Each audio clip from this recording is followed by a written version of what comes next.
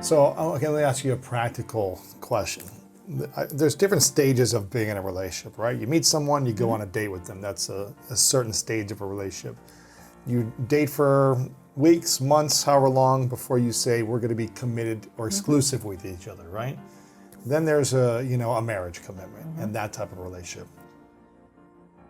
What would be, in your mind, the key things that an individual should really focus on seeing or experiencing from the person that they want to date before they say, I want to get committed and exclusive with you? Not before marriage, but just, okay, I feel comfortable enough to be in an exclusive, committed relationship with you. What are those key things you would need to see or experience to make sure you feel comfortable taking that step? Watch how they respond to stress or frustration. If you only had one thing you can do, it's that.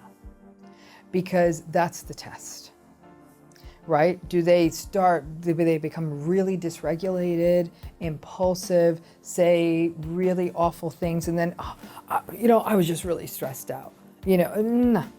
Because if they did it, they're always going to do that because they're on their best behavior in this early dating relationship. They'll do it worse in the future. How are they handling themselves in a traffic jam? How do they handle themselves when you get to the restaurant and they say, oh, we've lost your reservation? If that person makes it, do you know who I am? Oh, let me tell you, Yelp review, blah, blah, blah. You're going to be sorry, blah, blah, blah. No, and I think those situations manifest pretty early on. And the trick is because everything else is sort of new and sparkly and fun, people want to say, oh, they just had a bad day. They have bad days all the time. I would say that's, and so I would say that's a big one. I think other things you want to look at are things like are around equitability, and balance in the relationship. How often are you knocking yourself out for them? So in other words, you're shaping your schedule to them. You're shaping your preferences to them. You're giving up things for them.